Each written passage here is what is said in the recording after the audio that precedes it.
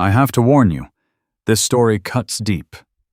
It's the kind of Western that doesn't let you look away, unfolding in the scorched heart of Apacheria, where freedom isn't given, it's taken at gunpoint and paid for in scars. This is the place where a woman's whispered, "I'm still a virgin, go slow," becomes the most dangerous declaration of all, and a warrior's promise becomes a death sentence. It all started with one exhausted step. One barefoot girl collapsing in the moonlight, one warrior choosing to stop instead of ride on. That single choice lit the fuse, and the whole valley paid the price. Before we kick off this adventure, don't forget to hit like on the video and let us know in the comments where you're watching from. The sun bled low across the Sonoran, a thin red line smeared along the jagged rim of the canyon. Dust hung in the air like smoke from a dying fire, coating Lila Rose's cracked lips and stinging her eyes. Her boots, once fine leather, were shredded now, the soles flapping loose with every dragging step. The canteen had been empty since noon. She could feel the thirst clawing down her throat, dry as the white bones scattered among the saguaro. She stumbled, went to one knee in the loose gravel. The world tilted. For a long moment she stayed there, palms pressed flat against the hot earth, breathing shallow. No tears came. She wouldn't give them that. Somewhere behind her, miles, maybe less, hooves drummed faint, but steady. Colt Harlan's men. She knew the rhythm by now. Patient, inevitable, like the way a coyote circles before the kill. A single rifle shot cracked far off, flat and sharp. Not close enough to kill, just close enough to remind. The echo rolled across the flats and died. Lila Rose lifted her head. The sky was turning bruise purple. Shadows stretched long and black, swallowing the last of the light. Her fingers found the thin cotton scarf tucked inside her torn bodice, the only thing left of her mother, soft with years of wear, smelling faintly of lavender and home. She pulled it free, hesitated. Blood had soaked through the rag she'd torn from her petticoat. The cut on her shin was weeping again. She pressed the scarf to the wound, watched the faded blue darken. The smell of iron mixed with dust. She swallowed once, hard, and let the scarf fall away into the sand. Gone. Just like everything else. "I won't go back," she whispered to the empty air. "Not to him." The words tasted like sand and salt. Colt Harlan's face rose behind her eyes, cold smile, gloved hand closing on her wrist the night he'd said the wedding date was set. Property. That was the word he'd used. Quiet, like it was obvious. She pushed up, legs shaking. Another step. Then another. The canyon mouth yawned ahead. A black slit in the rock. Water might be there, some seep, some pocket, or nothing at all. She chose to believe in the nothing rather than lie down and wait. The wind had died completely. No bird called. Only the soft scrape of her boots and her own ragged breathing. Then, from the darkness of the canyon, a new sound. The slow, deliberate clop of unshod hooves on stone. She froze. A shape detached itself from the shadow. Tall, broad-shouldered, mounted on a lean paint pony. The rider sat easy, one hand resting on the mane, the other loose near the knife at his belt. Moonlight caught the edge of a beaded band across his chest, the faint gleam of dark hair falling past his shoulders. He did not speak. He did not move closer. He only watched. Lila Rose's heart slammed once, twice. She could run. Maybe. Or she could stand still and let whatever came next happen. Her fingers curled into fists at her sides.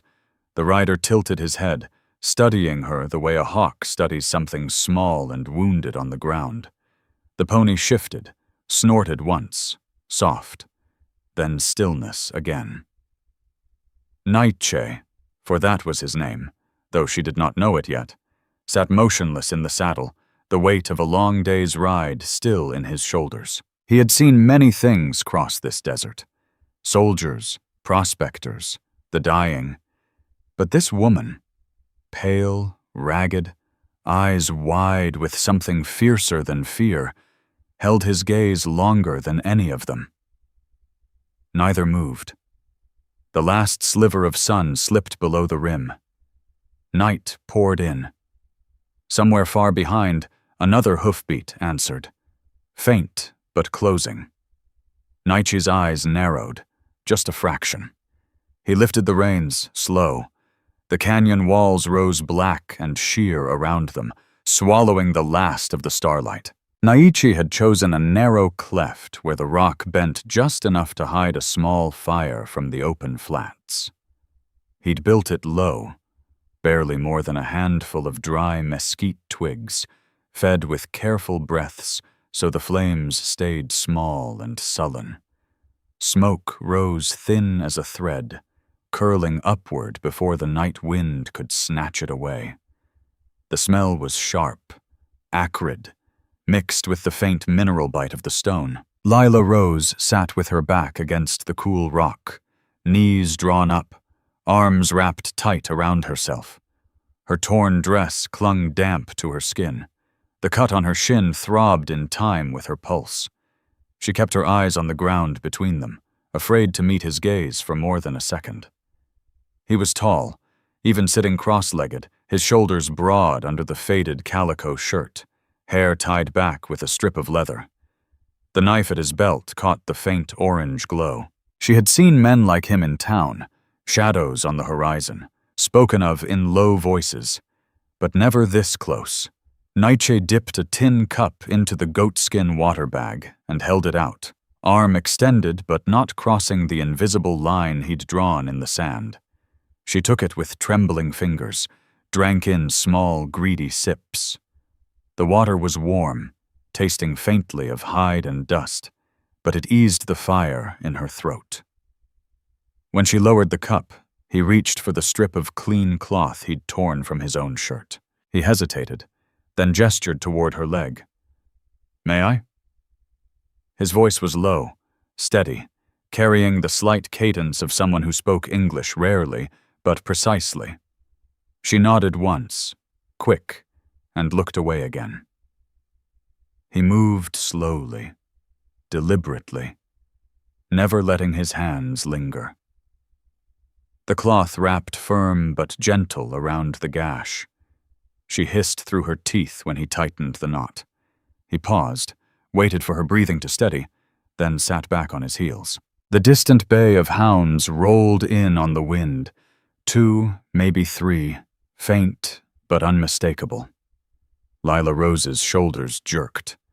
She knew that sound too well. Colt Harlan's pack, trained to run a trail until the quarry dropped. Somewhere out there, men with lanterns and rifles were following the same prints she'd left in the sand. Naiche's eyes flicked toward the canyon mouth, then back to her. He fed another small stick to the fire. The flames dipped lower, shadows lengthening across his face. "You're risking a lot," she whispered, voice hoarse. "For a stranger, a white woman." He studied the flames a moment. "My father taught me a man does not leave the helpless to die. Not if he can help it." A pause. "Even if the helpless brings trouble." She swallowed. The words came out before she could stop them, small and cracked. I'm still a virgin. He never—" She broke off, cheeks burning despite the cold. Don't think I'm running for nothing." Naiche did not flinch, did not lean closer. He only nodded once, slow. "Here," he said quietly. A woman decides what is given. And when. The words settled between them like dust after a wind. She felt something loosen in her chest. Not trust, not yet, but the first crack in the wall of fear she'd carried for weeks. She looked at him then. Really looked. His face was calm, but the lines around his eyes spoke of long nights, long rides, choices that had already cost him. Another hound bayed, closer this time. Naiche's head snapped up. He listened, head tilted, then rose in one fluid motion. With a quick stomp, he scattered the fire, grinding the embers under his boot until only faint red glowed in the dirt. Darkness rushed back in, thick and complete. He extended a hand, not to pull, but to offer. We go. Now. She took it. His palm was rough, warm. He helped her stand, then guided her deeper into the cleft where the rock narrowed to a passage only wide enough for one at a time. Behind them, the hoofbeats grew steadier, deliberate. They moved into the black throat of the canyon, the night closing around them like a fist. Naiche glanced once over his shoulder, eyes narrowing at the faint silver edge of moonlight on the rim above. Somewhere out there the hunt was drawing nearer. The night desert stretched endless under a sky thick with stars, cold and indifferent. Naiche's paint pony moved at a steady walk, hooves muffled by sand, the only sound the soft creak of leather and the occasional dry rustle of wind through creosote. Lila Rose sat behind him, arms circled loosely around his waist, not clinging, just enough to keep balance. She could feel the warmth of his back through the thin shirt, the slow rise and fall of his breathing. It was the first time in weeks she hadn't felt completely alone. Her bare feet dangled, toes numb from the chill. The fine kid leather shoes, bought in Santa Fe for a life she no longer wanted, lay abandoned back in the canyon cleft. She'd slipped them off without a word when Naiche pointed to the clear tracks they left, pale against the dark sand. They'll follow those, he'd said, voice flat. She'd nodded, kicked them free, and stepped onto the grit. The first few paces burned like walking on coals. Now the pain was duller, constant, a reminder she carried with every step she didn't take.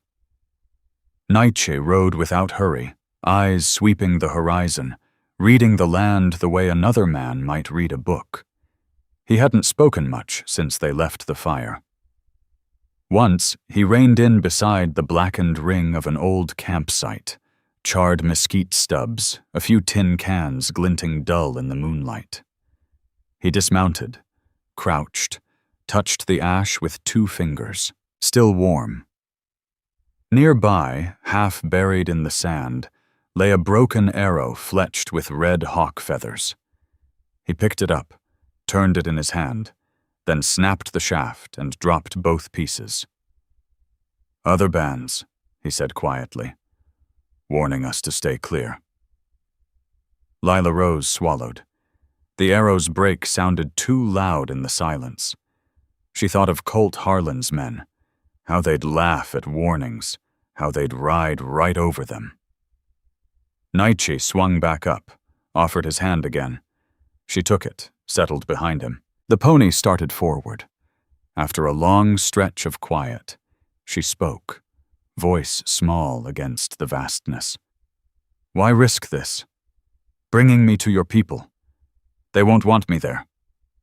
He was silent so long she thought he wouldn't answer. Then, low, white-painted woman came to us long ago. She taught our women strength. She taught that no one owns another. Not land, not body, not heart. A woman chooses, always.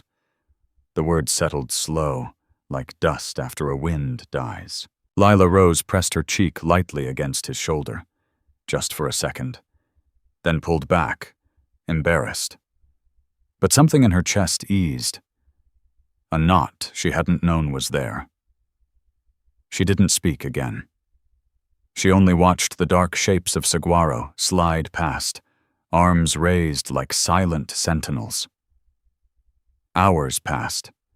The air grew colder, the ground began to rise toward the jagged black line of the Sierra Madre. Naiche slowed the pony at the edge of a shallow wash. Ahead, the land folded into shadow, a hidden valley, invisible from the flats below. He stopped, listened. Then, from the darkness to their left, shapes detached. 3 men on foot, rifles leveled steady. Moonlight caught the glint of metal, the hard lines of their faces. One stepped forward, voice rough. "Naiche, a white woman? Why bring her here?" Naiche did not flinch. He sat easy in the saddle, one hand resting on the mane, the other loose near his knife. Lila Rose felt her arms tighten around him, involuntary. The scouts waited, barrels unwavering. Naiche's voice came calm, measured. "She asked for help. I gave it." The lead scout spat into the sand. "Help can bring soldiers. You know that." Lila Rose's heart hammered against Naiche's back. She waited for him to push her down, to ride away, to save himself and his people from the trouble she carried. He didn't move. The wind rose, carrying the faint, far-off scent of pine from the high ridges. Somewhere below, a coyote yipped once, sharp and lonely. Naiche lifted his chin toward the hidden valley. "Let us pass." The scouts exchanged glances. No one lowered their rifles. The silence stretched, heavy as stone. The first pale light of dawn crept over the rim of the Sierra Madre, turning the sky a bruised gray. The hidden valley lay below them, a shallow bowl of scrub oak and scattered wickiups tucked against the steep walls, smoke from early fires drifting thin and blue. Naiche reined the pony to a halt at the narrow saddle of rock that served as the only easy way in. The animal blew softly, ears flicking. 3 scouts stepped from the shadows of the boulders, lean men in faded shirts and cartridge belts, rifles already raised. The lead one, a wiry man with a scar across his cheek, leveled his barrel straight at Lila Rose's chest. She felt the cold certainty of it like a hand on her throat. Her arms tightened around Naiche's waist. She pressed her face against his back, trying to make herself smaller. "Naiche," the scarred scout said, voice low and hard. "A white woman, on your horse. You bring her straight to the door?" Naiche sat still, one hand lifted palm out in the universal sign to hold. "Lower the rifles," he said quietly. "She's no threat." The second scout, a younger man, eyes darting, spat into the dirt. "No threat? Look at the tracks." He jerked his chin toward the east slope. Fresh hoofprints scored the loose gravel, deep and hurried, crossing the borderline not 2 miles back. "They're close. White men with dogs and guns. You ride in with one of them and expect us to open the gate?" Lila Rose's breath came shallow. She could smell the scouts now. Sweat, gun oil, the faint bitterness of piñon smoke on their clothes. Her bare feet dangled, scraped raw, useless against the stirrup leather. She wanted to slide down, to run, to vanish into the rocks before she brought more death to these people who had already lost so much. But her fingers stayed knotted in Naiche's shirt, fabric bunched tight in her fists. Naiche's voice stayed even. "She's running. Same as we ran when the soldiers came for Cochise's people. Same as you ran when they burned the springs. She's not here to take. She's here because she had nowhere else." The scarred scout's eyes narrowed. "And if she's bait? If they follow her straight to us?" Naiche met his gaze without blinking. "Then the fault is mine, not hers." A long silence followed, broken only by the soft scrape of boots on stone and the distant, faint whicker of horses below. The younger scout shifted his weight, rifle barrel dipping an inch, then rising again. Naiche spoke once more, softer. She asked for nothing but breath. I gave it. Now let us pass. The scarred scout studied Lila Rose over Naiche's shoulder.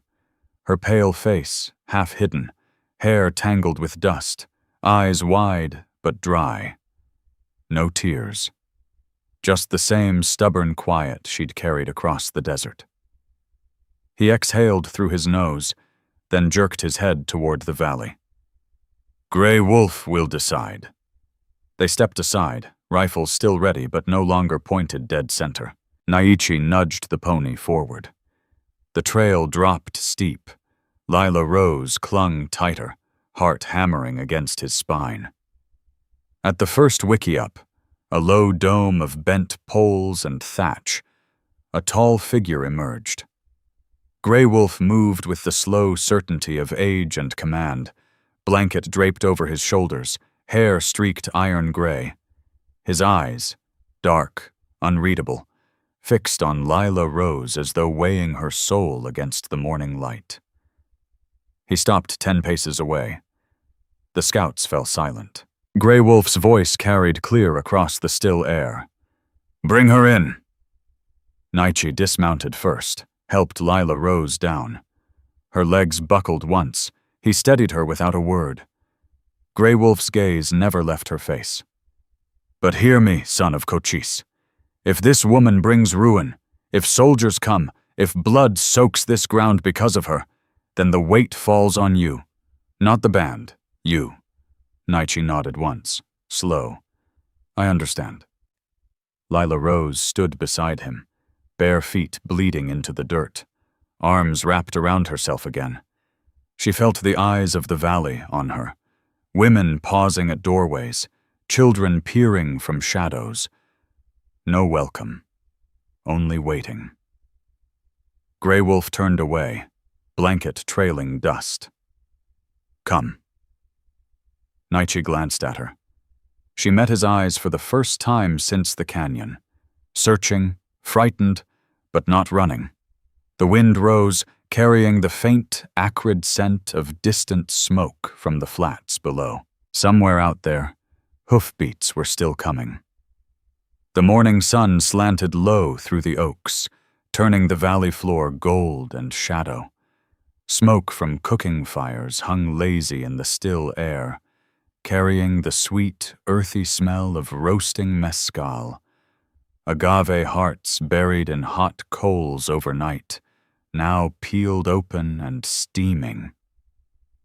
Lila Rose sat on a folded blanket near the low entrance of a wickiup, knees drawn up, bare feet tucked under the hem of her ragged dress. The cuts on her soles had scabbed over in the night. Every shift sent fresh pinpricks up her legs. A woman, tall, quiet, hair braided with red yarn, approached without a word. She carried a flat basket lined with yucca leaves. On it lay thick slices of mescal, still warm, glistening with their own juices. The woman set the basket down, met Lila Rose's eyes for a single heartbeat, then turned back to the fire without speaking. No smile, no welcome, just the offering. Lila Rose hesitated, fingers hovering. Hunger clawed at her stomach, sharp, after days of nothing but water and fear. She took a piece, bit into the fibrous sweetness. It tasted of smoke and survival, nothing like the bread and butter of the ranch kitchen she'd fled. She chewed slowly, watching the women move around her.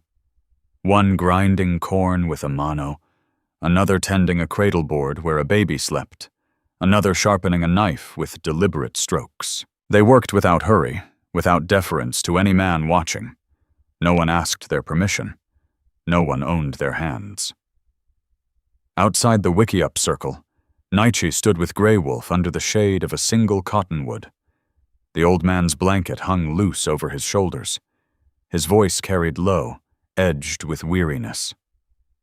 "People remember," Grey Wolf said.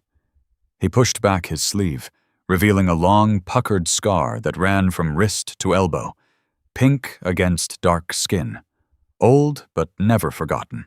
"Camp Grant, Dawn, soldiers and their Mexican friends. They killed women, children, left the rest to rot in the sun. White hands brought that death." Naiche's jaw tightened. He looked away, toward the eastern rim where the trail dropped to the flats. "She's not them." Grey Wolf followed his gaze. "Not yet. But trouble follows white skirts like flies follow blood." From far off, too far to be immediate, close enough to matter, the faint bay of hounds drifted up the canyon. 2 notes. Then silence. Lila Rose's hand stilled on the mezcal. She set it down, appetite gone. Grey Wolf turned toward her then, stepping closer. Naiche moved with him, a half step behind. The old man stopped a respectful distance away, eyes steady on her face. "Speak plain," he said. "Why did you run? What did the white man want that you would cross desert to escape?" Lila Rose's throat closed. She could lie. Say bandits. Say debt. Say anything to keep the deeper wound hidden, but the words stuck. She looked at the women working nearby, at their straight backs, at the way they moved as though the world belonged to them too. Something cracked inside her. Colt Harlan," she said, voice thin and shaking. "He bought the ranch my father owed on. Said the debt included me. Said I'd marry him or lose everything. He looked at me like I was a cow in his pen. I ran to keep myself, to keep what little was still mine." The words hung between them, raw and small. She stared at the ground, cheeks burning, waiting for the dismissal. Grey Wolf studied her a long moment. Then he gave a single, slow nod. "Words are cheap as dust. Prove it with what you do." He turned away, blanket trailing. Naiche stayed. His eyes met hers, still cautious, still weighing. But something had softened at the edges, like ice thinning under sun. Lila Rose exhaled, shaky. She picked up the mezcal again, took another bite. It tasted less bitter now.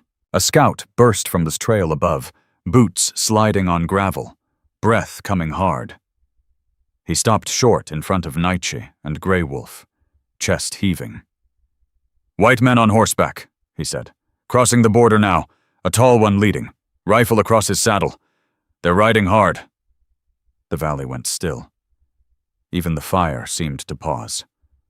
Naiche's hand drifted to the knife at his belt. Grey Wolf's scar gleamed in the light. Lila Rose set the mezcal down untouched. She looked toward the eastern rim, where dust was already rising thin against the sky. The hounds bayed again. Closer. The night settled heavy over the valley, the kind of dark that pressed against skin like damp wool. A large fire burned in the center of the circle. Mesquite logs crackling low, sparks drifting upward like dying stars. Grey Wolf sat at the head, legs crossed beneath his blanket, face carved sharp by the flames. Around him the kin of Naiche, and a handful of older scouts formed a loose ring, faces half lit, eyes steady. Lila Rose sat just outside the circle on a folded hide, knees drawn up, arms wrapped around them. The warmth of the fire reached her, but didn't touch the cold knot in her stomach. Naiche stood beside her, not quite in the circle, not quite out, shoulders square, hands loose at his side. The smoke rose straight at first, then bent sideways as a night wind slipped down from the high ridges. It carried a faint, bitter tang, Wood smoke, not their own. Someone had built a fire on the flats below, close enough that the glow showed as a dull orange pinprick against the black horizon. Colt Harlan's camp. Waiting. Grey Wolf spoke without raising his voice. "The white men are near. Their smoke comes to us like a warning we didn't ask for." He looked across the flames at Naiche. "You brought this one here. Speak for her." Naiche's gaze flicked to Lila Rose, brief, searching, then back to the old man. "I saved her because she was dying in the desert, because our way is not to leave the helpless to die, because women are not owned, not by white men, not by anyone." A murmur rippled through the circle. One scout, a lean man with a fresh scar on his forearm, leaned forward. "Fine words, but words don't stop bullets. If soldiers come because of her, we lose more than pride." Naiche didn't flinch. "If we turn her out now, she dies, and we become the kind of people who watch death walk away." The fire popped, sending a shower of sparks. Lila Rose stared at the ground between her bare feet, toes curling into the dirt. She felt every eye on her, weighing, judging. Her throat worked once, twice. She wanted to speak, to beg, to promise anything, but the words stuck like dry sand. Grey Wolf studied the flames a long time. Then he lifted his scarred hand, the old wound from Camp Grant catching the light. "We have run before. We have hidden. We have lost wiki-ups and kin, but we have never turned away someone who asked only to breathe." He looked at Naiche. "She stays, for now, but she is yours to guard. If harm comes because of her, the blood is on your hands." Naiche nodded once. "It already is." The circle broke slowly. People rose, blankets pulled tight, footsteps soft on the earth as they drifted back to their wiki-ups. The fire burned lower, shadows lengthening. Lila Rose stayed seated, unable to move. Naiche crouched beside her, close enough that she could smell the sage on his shirt, the faint sweat of the day. She turned her face to him, voice barely above the crackle of coals. "I don't want to bring ruin here. I never wanted—" Naiche's eyes met hers, steady. "Ruin came to this land long before you did, not because of you." She searched his face for anger, for regret, found only quiet certainty. Something in her chest loosened, just a fraction, but enough to breathe. The wind shifted again, carrying the distant scent of pine and the sharper bite of settler tobacco. The orange glow on the horizon seemed a little brighter. Morning came gray and still, and Lila Rose woke to the soft scrape of moccasins outside the wiki-up where they'd given her a corner to sleep. She stepped into the light, blinking against the dust motes dancing in the sun. A arrow, fletched with crow feathers, stood quivering in the pole frame of the nearest wiki-up. A scrap of paper had been tied to the shaft, the handwriting rough but clear. "Return what is mine, or this valley burns." Lila Rose stared at the words until they blurred. Behind her, Naiche appeared silently, eyes narrowing as he read the message over her shoulder. The valley held its breath. The sun had barely cleared the eastern rim, turning the valley grass from gray to pale gold. Mist still clung low in the draws, carrying the sharp green scent of wet oak and the sweeter bite of agave sap. Lila Rose knelt among the kin of Naiche, near a cluster of mescal plants, their broad blue leaves spiked like warnings. A woman named Morning Sky, quiet, strong-shouldered, showed her how to cut the hearts free without wasting the juice. Lila Rose's hands moved slow, careful, the obsidian blade awkward in her grip. The work steadied her breathing, gave her something to hold besides fear. She could feel eyes on her, women watching, not unkind, but not trusting. Every slice sent a thin trickle of sap down her fingers, sticky and warm. From the rise above the wiki-ups, Naiche stood alone, bow in one hand, the other resting on the quiver at his hip. He watched her without moving closer. The distance felt deliberate, like a man testing the weight of a promise he hadn't fully spoken. His shoulders carried the same tension they had since the arrow message, straight, but not easy. Grey Wolf appeared on the path below, blanket folded over one arm, walking with the slow certainty of someone who had seen too many dawns like this. He stopped a few paces from Naiche, voice low enough that only the wind could carry it farther. "The scout returned at first light," Grey Wolf said. "The tall white man, Harlan, has crossed into Mexico. Rifles. Dogs. They stop at every rancho, asking for a yellow-haired woman running from her husband. They offer coin for word." Naiche's fingers tightened on the bowstring. He didn't look away from the women below. "They're close. Closer than yesterday." But Grey Wolf's scarred hand lifted, pointing east where the trail dropped away. "If we keep her, they come here. If we send her out, she dies alone. You know the choice." Naiche exhaled through his nose, slow. "If I send her now, she dies. If I keep her, we fight. Maybe lose wiki-ups. Maybe lose people." He turned then, meeting the old man's eyes. "I can't walk from that." Grey Wolf studied him. "Then speak it plain. Before the band. Before me." Naiche's gaze drifted back to Lila Rose. She had paused, wiping sap from her hands, looking up toward the rise as though she felt the weight of their words. Her face was pale in the morning light, but she didn't drop her eyes. She just held them, steady, waiting. Naiche straightened. "I swear it here. I will guard her with my life. The way my father guarded the band. The way Cochise guarded what was his to protect. If harm comes because of her, it comes through me first." The words hung between them, heavy as wet rope. Grey Wolf was silent a long moment. Then he nodded once, slow, deliberate. "The oath of Cochise's son cannot be unsaid."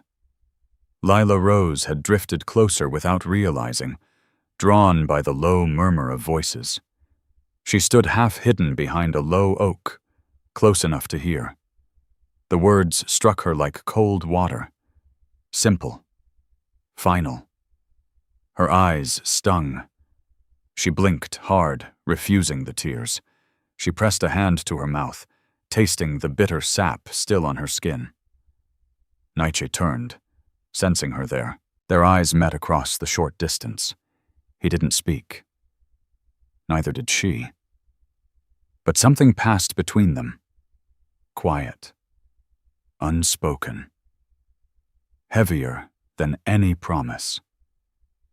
Grey Wolf walked away without another word, blanket trailing in the dust. The valley lay still under the climbing sun. Then, from the flats far below, a single rifle shot cracked. Sharp. Deliberate. Not a hunt, a signal. High above, a red-tailed hawk circled once, twice, wings cutting slow arcs against the pale sky. It cried once, thin and piercing, before wheeling toward the east. Lila Rose looked up at the bird, then back to Naiche. He had not moved. His bow remained in his hand, string taut. The hawk's shadow passed over the valley, dark and fleeting. The midday sun hammered down on the rim of the valley, turning the rocks into hot iron underfoot. A dry wind scoured the slope, carrying fine grit that stung the eyes and coated the tongue with the taste of chalk and sage. Naiche had led Lila Rose out along a narrow game trail that skirted the eastern edge, away from the wickiups, where the land fell away in broken shelves of stone toward the flats below. He moved with the quiet economy of someone who had walked these ridges 1,000 times, bow slung across his back, moccasins silent on the shale. Lila Rose followed close, bare feet toughening but still tender. She kept her eyes on the ground, trying to read what he read. Scuff marks, bent grass, the faint drag of a boot heel. He had shown her the difference between deer tracks and horse prints, the way a shod hoof cut deeper than an unshod one. She listened hard, repeating the signs under her breath like prayers. The fear hadn't left her, but it had hardened into something else, a stubborn need to prove she wasn't just a burden to be carried. They stopped in the thin shade of a boulder overhang, the rock warm against their backs. Naiche crouched, pointing to a fresh print in the loose dirt, deep, edged with iron. Settler horse, heavy rider, less than a day old. Lila Rose knelt beside him, heart sinking as she traced the curve with a finger. The print pointed straight toward the hidden trail into the valley. Only a few miles now. She felt the wind shift, hot and restless, tugging at the loose strands of her hair. She stepped forward to see better, foot coming down on a jagged shard of quartz half buried in the soil. Pain lanced up her leg. She gasped, staggered, blood welling bright from the ball of her foot. Naiche was there in an instant, steadying her arm without pulling her close. He guided her back to the shade, sat her down, and tore another strip from the hem of his shirt. Clean cloth, already worn thin from use. She bit her lip as he pressed the wound, blood smearing his fingers. He worked without hurry, but she saw the tension in his jaw, the way his eyes flicked toward the horizon every few seconds. Time they didn't have. "I'm sorry," she whispered. "I keep slowing you down." Naiche tied the knot firm but gentle. "You're learning. That's not slowing. That's living." She looked at him then. Really looked. The lines around his eyes were deeper in the harsh light, etched by years of watching horizons that never stayed empty.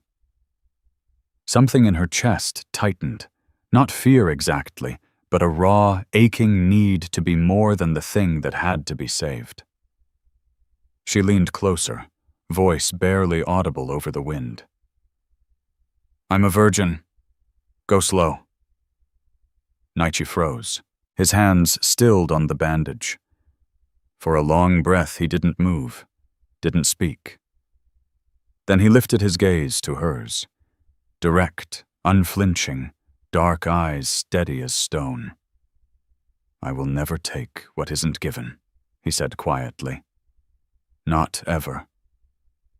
The words landed soft but sure, like rain on parched ground. Lila Rose felt heat rise in her face, but she didn't look away.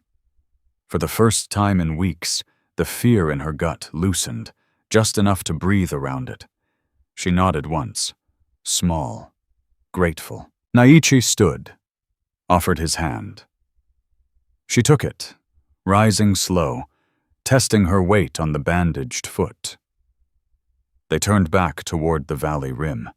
From the opposite ridge, dust boiled up sudden and sharp.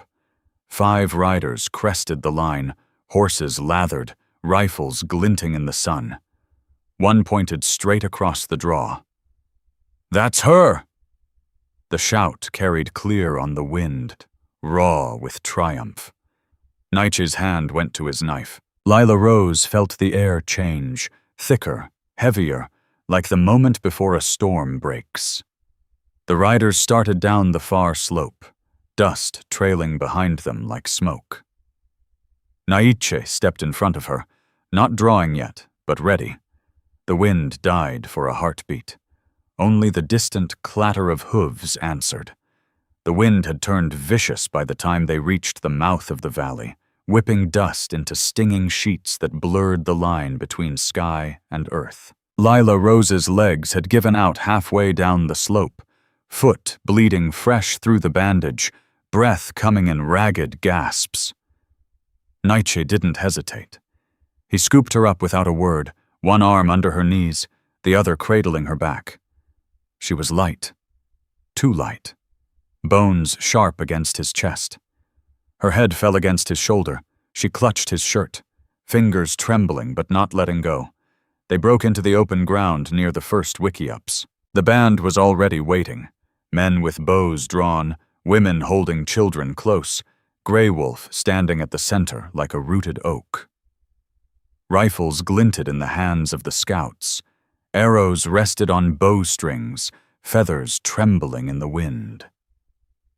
No one spoke. They only watched the trail.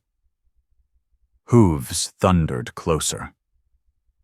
Colt Harlan rode at the head of 8 men, horse lathered white, rifle balanced across his saddle pommel. His face was flushed under the wide hat, eyes narrowed against the dust. He reined up sharp at the edge of the clearing, raising a gloved hand. The riders fanned out behind him, barrels trained on the wiki-ups. "Hand her over!" Harlan's voice cracked across the valley, thick with ownership. "She's my property. You keep her. The army'll brand this whole band kidnappers. You know what that means. Soldiers, fire, no mercy." Naiche set Lila Rose down gently behind the nearest boulder, shielding her with his body. She clung to his arm a second longer than she meant to, then steadied herself against the rock. Her eyes were wide, pupils dark with terror, but she didn't back away. Not this time. Grey Wolf stepped forward 1 pace. "This is our land. You have no claim here." Harlan laughed, short and bitter. "Your land? The government says different, and I say she's mine." Naiche moved then. He walked out into the open ground, slow, deliberate, rifle in his hands but not raised. The wind tugged at his hair, carried the smell of horse sweat and gun oil. He stopped halfway between the band and the riders. "She is not property," he said, voice carrying clear over the wind. "She is free." A murmur rippled through Harlan's men. One shifted his rifle. Harlan's smile thinned. Naiche lifted the rifle, aimed high, and fired a single shot into the air. The crack echoed off the canyon walls, sharp and final. Smoke drifted from the muzzle. The sound told everything. No more hiding. The valley was exposed now. Soldiers would come. Retribution would come. Harlan's face darkened. "You just signed your death warrant, Redskin." Naiche lowered the rifle. "She stays. Because she chooses to." Lila Rose heard the words. Something broke loose inside her. Fear, shame, the long ache of being owned. She pushed off the boulder and walked out into the open, steps unsteady but sure. She came to Naiche's side, stood shoulder to shoulder with him, facing Harlan. Her dress was torn, hair wild, blood streaking her foot, but her chin lifted. "I don't belong to you," she said, voice shaking but loud enough to carry. "Not ever again." Harlan stared at her, mouth twisting. For a moment the wind died completely. Absolute silence, only the creak of leather and the distant snort of a horse. Then Harlan's laugh came again, cold as winter iron. "Fine, have it your way." He jerked his head. "Shoot the Indian. Take the woman." Rifles came up in a ragged line. Naiche stepped half in front of Lila Rose, hand going to his knife. The first shot cracked. Bright. Deafening. Lila Rose screamed his name. "Naiche!" Voice raw, tearing through the dust. The world narrowed to smoke and thunder. The smoke hung thick and bitter, curling around the boulders like a living thing. The first shot had come from Harlan's line, high, wild, meant to scare more than kill. It found Naiche's shoulder instead, punching through muscle with a wet thud that knocked him back a step. Pain bloomed hot and bright. He staggered, but didn't fall. Blood soaked the calico shirt in seconds, dark and spreading. He grabbed Lila Rose's wrist, pulled her low behind the rock as the valley erupted. Arrows hissed past them, sharp, steady, Chiricahua aim true. One found a horse's flank. The animal screamed, reared, threw its rider. Harlan's men fired back in ragged bursts, bullets whining off stone, splintering oak. The band answered with more arrows, forcing the riders to wheel their mounts and fall back 50 yards, cursing and reloading. For the moment, the line held. Naiche dragged Lila Rose toward the nearest wickiup, half running, half stumbling. His left arm hung useless now, blood dripping steady onto the dirt. She kept pace, eyes wide with terror, but her hand stayed locked in his. They reached the low dome of poles and thatch.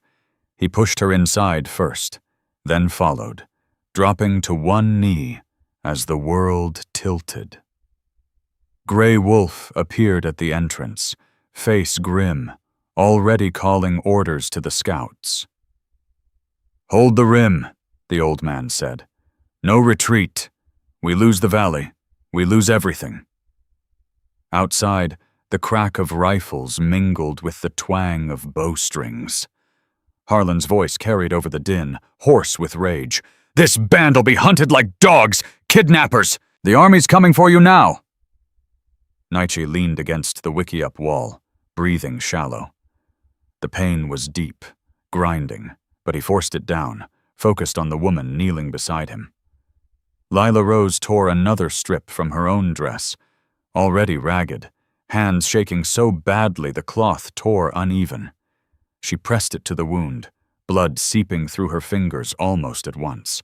Her face was pale, streaked with dust and tears she hadn't noticed falling. "I'm sorry," she whispered, voice cracking. "I'm not worth this. You shouldn't." Naiche caught her wrist gently with his good hand, stopping her. His voice came rough, strained. "Stop. It's not because of you." He drew a slow breath, wincing. "It's because it's right. Like white-painted woman taught. No one owns another. No one leaves the helpless behind. That's worth the blood." She looked up at him, eyes searching his face for anger, for regret, found only quiet resolve, shadowed by pain. Something in her broke then. Not weakness, but the last wall she'd built to keep the world out. She nodded once, small, and kept pressure on the wound, fingers steadying as she worked. Grey Wolf ducked inside, glanced at the bandage, then at Naiche. "You rest. I'll hold the line." He didn't wait for argument. He stepped back out, voice rising to direct the kin. Naiche let his head fall back against the poles, eyes half closed. Blood still seeped. The shirt clung wet and heavy. The band had lost its steady hand for now. Scouts looked to Grey Wolf, uncertainty flickering in their movements. The old man stood tall, but the weight showed in the set of his shoulders. Outside, the firing slowed to sporadic shots. Harlan's men had pulled back farther, regrouping. The valley smelled of gun smoke, horse sweat, and the faint copper of blood. A scout burst through the entrance flap, breath ragged, face streaked with soot. He dropped to one knee beside Grey Wolf. "They're signaling," he said. "Fires on the ridge, calling for more. Army could ride in from Arizona in 2 days, maybe less." Grey Wolf's scarred hand clenched once. Naiche opened his eyes, met Lila Rose's gaze. She hadn't let go of the bandage. Neither spoke. The wind rose again, carrying the distant, ominous crackle of signal fires across the border. Somewhere far off, a bugle sounded, faint but clear. The night pressed close inside the wickiup, thick with the smell of dried sage, blood-soaked cloth, and the faint, lingering smoke of the day's fight. A single low fire burned in the center pit, fed by the last scraps of mesquite, casting flickering shadows across the bent pole walls. Naiche lay on a bed of blankets, shoulder bandaged tight with strips of calico and yucca fiber. His breathing came slow and measured, each inhale pulling at the wound like a dull knife. Sweat beaded on his forehead despite the chill that seeped through the thatch. Lila Rose sat beside him, knees drawn up, one hand resting lightly on the edge of his blanket. She hadn't moved since Grey Wolf left to speak with the band outside. Her own foot throbbed under fresh wrapping, but the pain felt distant compared to the ache in her chest. Watching Naiche pale and still, knowing the blood on his shirt was because of her. She kept her eyes on his face, memorizing the lines of it in the firelight, afraid that if she looked away, he might slip away entirely. Outside, voices rose and fell in low discussion, Grey Wolf's steady tone cutting through the murmurs of kin and scouts. They spoke of trails, water sources, fallback ridges. The firelight from Harlan's camp glowed orange against the eastern rim, a steady, mocking beacon. They were waiting. Not charging tonight. Waiting for more men, more guns, the slow grind of inevitability. A woman from Naiche's kin entered quietly, carrying a small clay bowl of roasted mezcal hearts, the last of the stored crop, divided thin among the families. She set it down beside Lila Rose without a word, then glanced at Naiche before slipping back out. Lila Rose heard the whispers as the woman passed the doorway, sharp, resentful murmurs in Apache she couldn't understand but could feel. Food was scarce. Winter was coming. One more mouth meant less for the children. She stared at the bowl, stomach twisting. She hadn't eaten since morning, but the thought of taking from them now felt like theft. She pushed it gently toward Naiche. He opened his eyes, dark and steady despite the fever sheen. "Eat," he said softly. "You need strength." She shook her head. They already gave too much. Naiche's good hand moved, slow, covering hers on the blanket. They gave because Grey Wolf said so, and because they remember what it is to be hunted. She swallowed hard. The fire popped, sending a spark drifting upward. Outside, Grey Wolf's voice carried clearer for a moment. Something about Cochise, about promises broken. Lila Rose looked toward the doorway. Grey Wolf stepped inside then, blanket draped over his shoulders, face lined deeper by the firelight. He crouched near them, voice low. "Cochise made treaties with the whites once, gave land for peace. They took the land and broke the word, left us running, hiding, burying our dead in shallow graves. Now my son's son must choose the same road or a different one." He looked at Lila Rose, eyes unreadable. "You stay, you fight with us, or you go, and we lose nothing but a promise." Lila Rose felt the words settle heavy in her chest.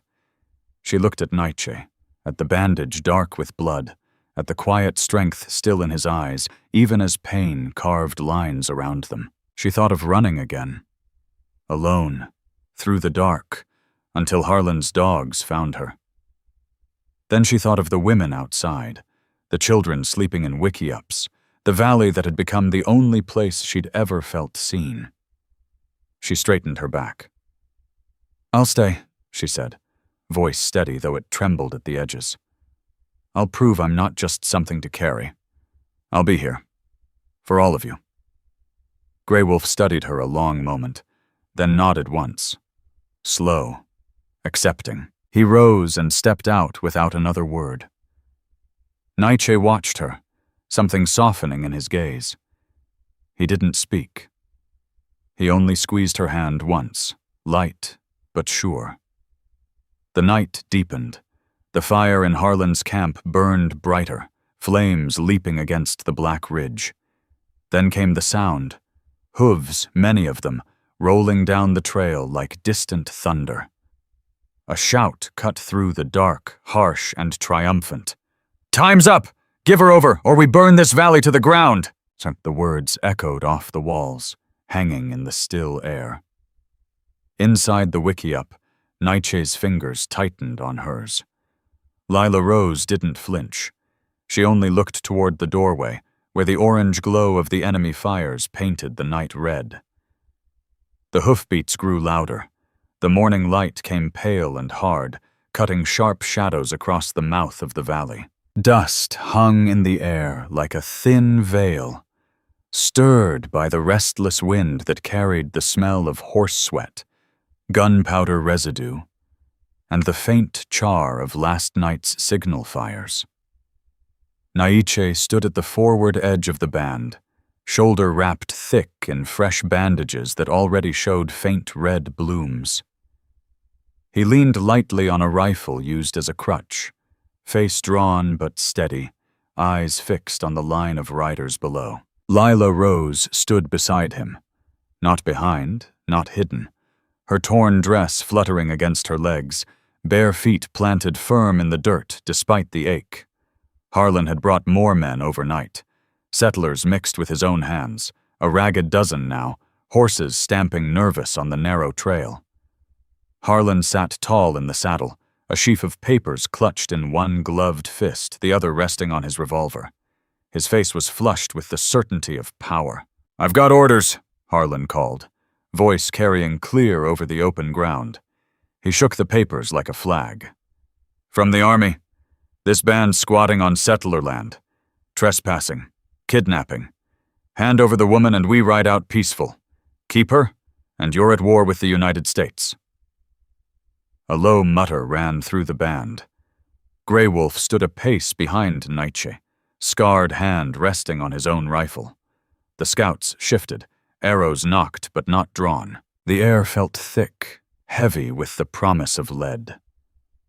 Naiche drew a slow breath, pain flickering across his features, then stepped forward one deliberate pace. "She is free," he said, words falling calm into the wind. "This land has been ours since Cochise walked it. Your papers change nothing." Harlan's laugh was short, ugly. "Words won't stop bullets, Redskin." One of Harlan's men, young, eager, jerked his rifle up. A scout beside Naiche moved too fast, arrow flying before thought. The settler fired in reflex. The bullet struck low, tearing through the scout's calf. He dropped with a choked cry, clutching the leg as blood welled dark between his fingers. Grey Wolf was there in an instant, hauling the man back toward the wickiups, face grim. The band tightened, bows drawn now, but no one fired again. Not yet. Lila Rose felt the ground tilt under her. The scout's blood stained the dirt. She could smell it, copper sharp. She thought of running, back into the shadows, away from all this, but her feet stayed rooted. She looked at Naiche, at the way he stood straight despite the wound, at the quiet resolve in his eyes. Something fierce rose in her chest, burning away the last of the fear that had kept her small.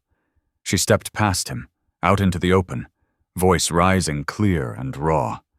"I'm not your property," she shouted at Harlan, words tearing from her throat. "I'm not a thing to trade or take. I choose here. I choose them. You'll never own me again."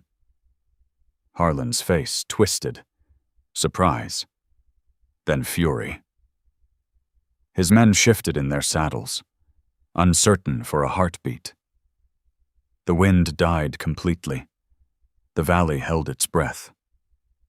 Then Harlan's voice cut through, cold as iron. "Enough talk. Take the valley." He raised his arm. Rifles came up in a ragged line. The first shots cracked, wild, angry bullets.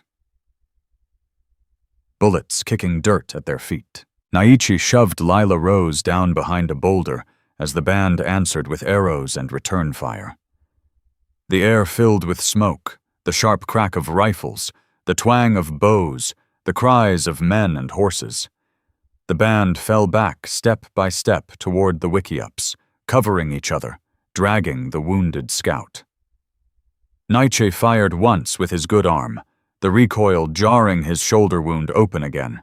Lila Rose ran beside him, heart hammering, helping steady a woman who stumbled under the weight of a child. From Harlan's line, a torch arced high. Flaming rag wrapped around a bottle, sailing into the dry grass at the valley's edge. It landed with a soft thud. Flames caught instantly, licking up the brittle scrub, spreading fast on the wind. Smoke rose black and thick. The fire whispered as it grew, hungry. Naiche glanced back once, eyes meeting Lila Rose's through the haze. No words, only the shared weight of what was coming. The flames crackled louder, reaching for the nearest wickiup. The valley had become a furnace.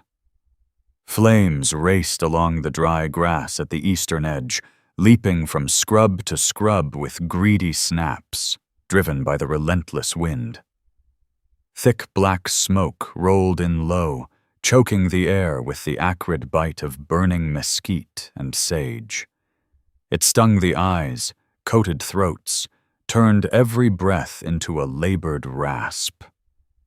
Wickiups stood silhouetted against the orange glow, their thatch roofs flickering with sparks that drifted like fireflies gone mad. Naiche crouched behind a low boulder near the center of the line, shoulder wound weeping fresh through the bandage. The pain was a constant hammer now, dull and deep, but he ignored it, sighting down the rifle barrel with his good arm. Blood dripped steady from his elbow onto the dirt. He fired once, sharp crack, then ducked as return bullets chipped stone above his head.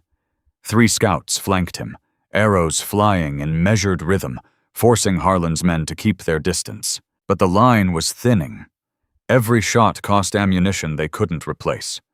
Lila Rose knelt beside Grey Wolf behind the nearest wickiup, hands shaking as she tore cloth for bandages. A young scout lay sprawled nearby, leg torn open by a stray bullet, face gray with shock. She pressed a wad of fabric to the wound, whispering apologies he couldn't hear. Water sloshed in the gourd she carried, precious drops from the last seep, dribbling onto the ground as she worked. She looked up once, saw the flames clawing closer to the kin's wickiup, the one where Naiche's mother had stored the winter mescal, and felt her stomach drop. The roof caught with a soft whoosh. Flames swallowed the dome in seconds. Smoke poured out thick and black. Food gone. Shelter gone. Another piece of their world erased. Grey Wolf watched the fire consume the structure without expression, but his scarred hand clenched once on his rifle stock. He turned his gaze to Naiche, saw the way the younger man rose despite the blood loss, saw the shift in him, from the cautious scout who had once preferred shadows to this weary, unyielding figure now leading men into open ground. The old man's shoulders sagged. Just a fraction. He had seen too many sons become leaders this way, through fire and blood. From the flats below, Harlan's voice boomed through the smoke, hoarse but triumphant. "Army's coming! You hear that? This band will be declared enemies of the nation if you don't hand her over. No more hiding, no more land, nothing left." The words landed like stones in Lila Rose's chest. She looked toward Naiche, saw him reload with one hand, jaw set against the pain. The valley, his home, his people's last refuge, was burning because of her. She wanted to scream, to run out and give herself up, but the memory of Harlan's cold eyes stopped her. She stayed, hands steadying the scout's leg, tears cutting clean tracks through the soot on her face. Naiche rose then, slow, deliberate. He looked back at Grey Wolf, then at Lila Rose. His voice cut through the crackle of flames, low but clear. "I have to end this." Grey Wolf met his eyes, said nothing, only nodded once. Slow, heavy, with the weight of what might be lost. Lila Rose pushed to her feet, crossed the short distance in 3 steps. She caught Naiche's good hand before he could turn away. Her fingers were cold, trembling, smeared with blood and ash. "Don't die for me," she whispered, voice breaking.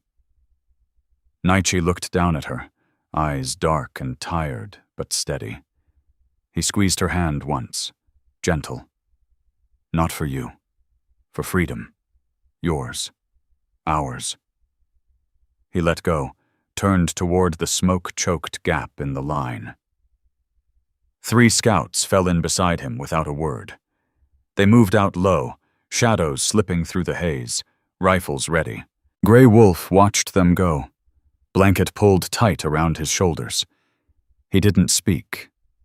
He only stood there, a silent witness to the change in the man he had raised like a son.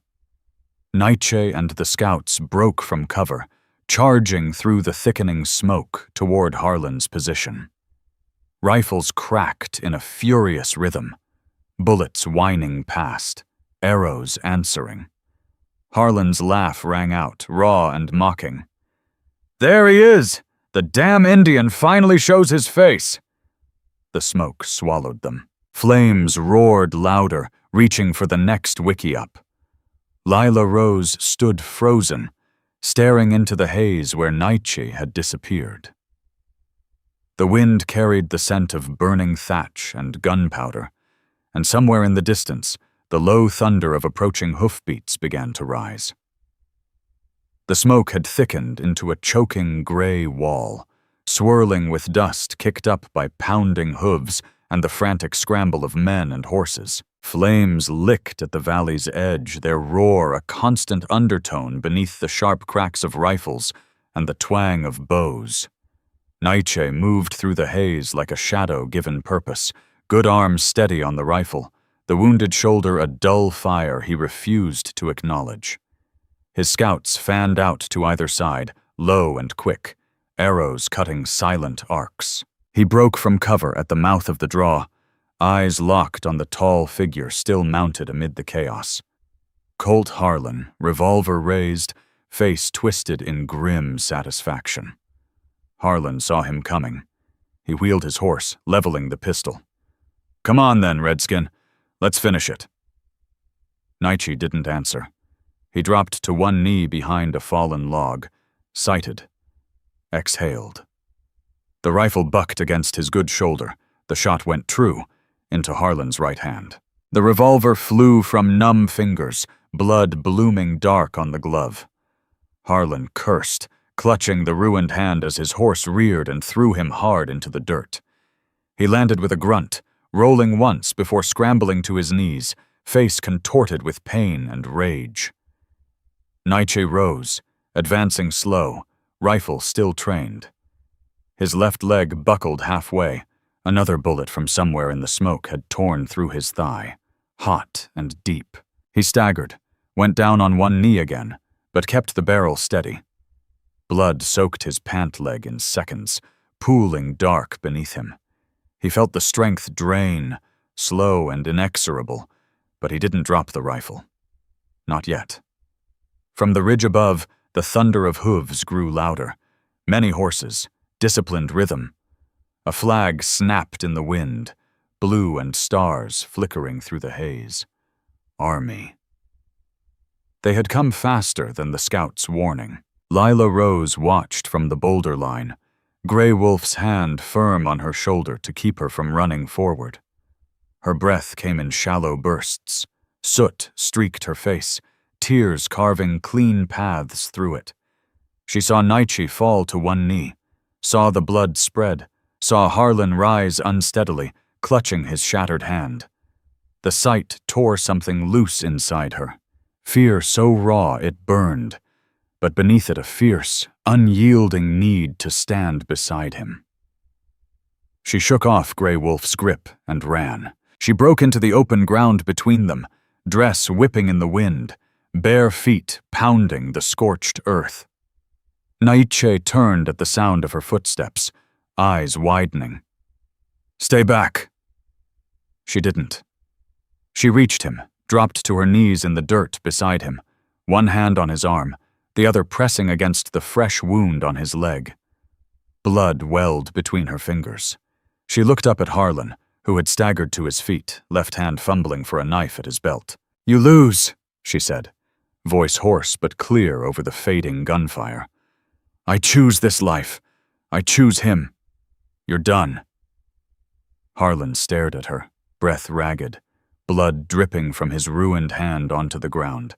Hatred burned in his eyes, pure, unfiltered, but he said nothing, only stood there, swaying, defeated in the dirt.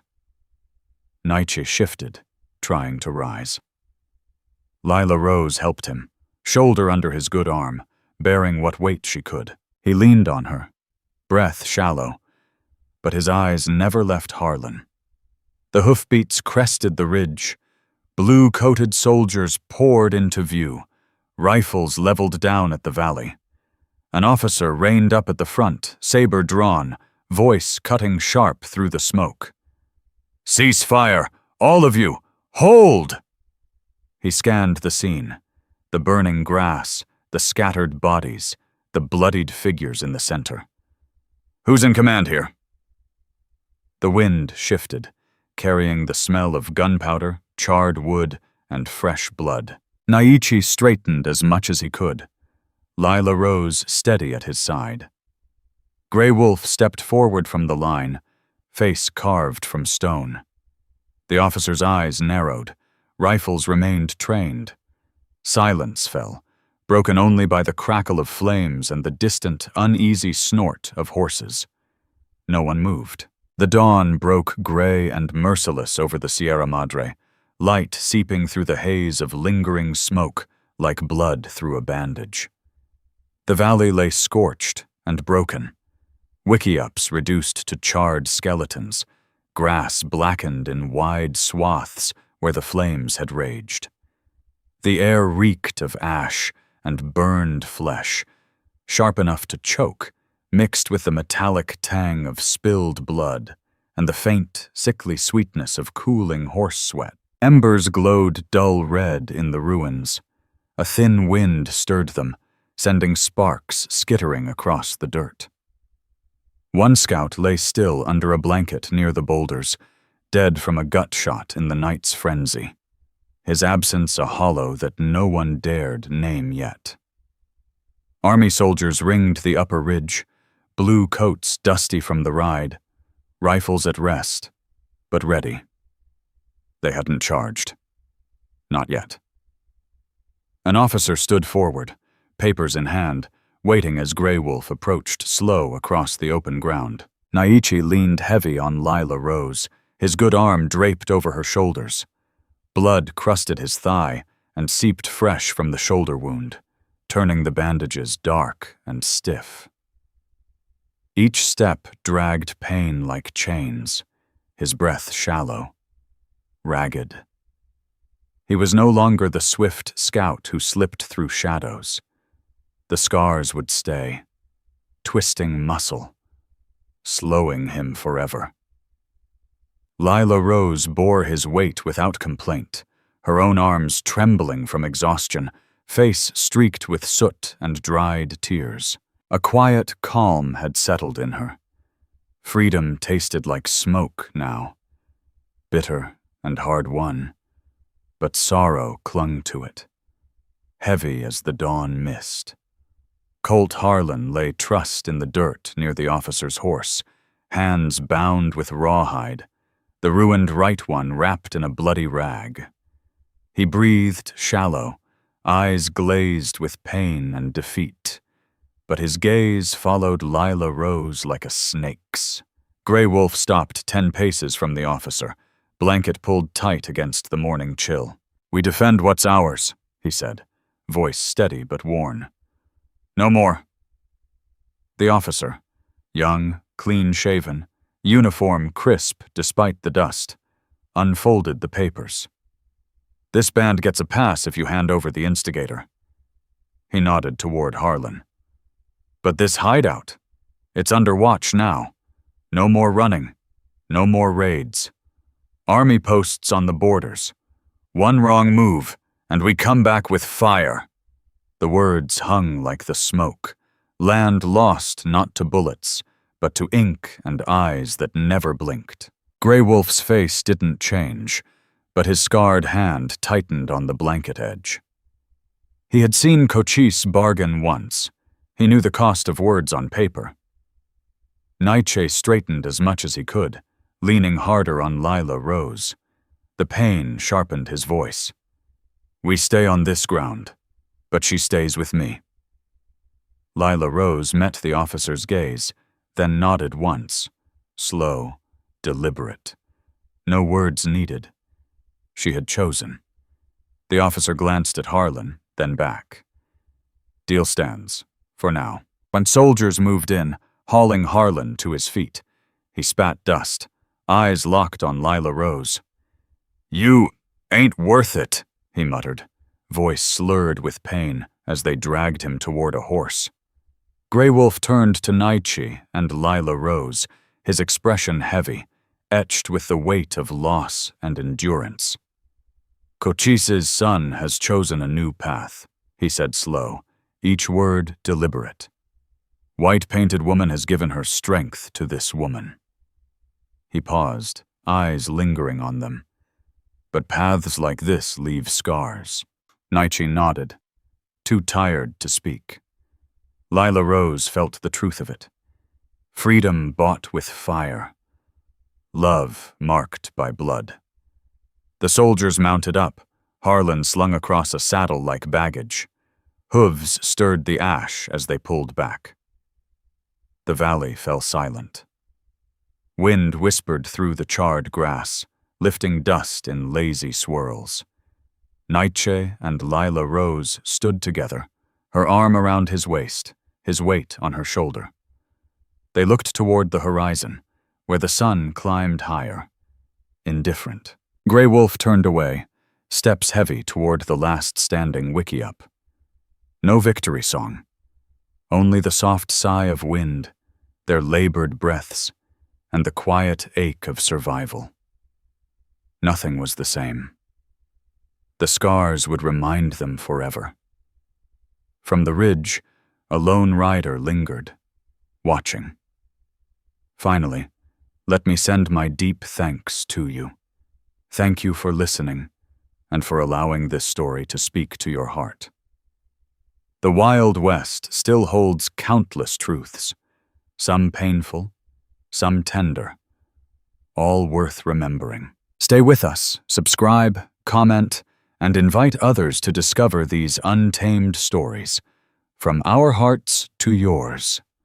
Thank you for being part of this journey. Aviso legal barra disclaimer. Each story shared here is produced for storytelling enjoyment. Certain scenes may include fictional or dramatized elements inspired by historical circumstances. Although AI tools assist us in visuals, narration, and script development, the emotional tone, editing, and quality control are conducted by people to ensure meaningful experiences. We fully uphold YouTube's policies, using no deceptive recreations or impersonations of real individuals. All creative resources are properly licensed. Unauthorized copying, re-uploading, or remixing is not permitted. Thank you for supporting the effort behind every episode we create.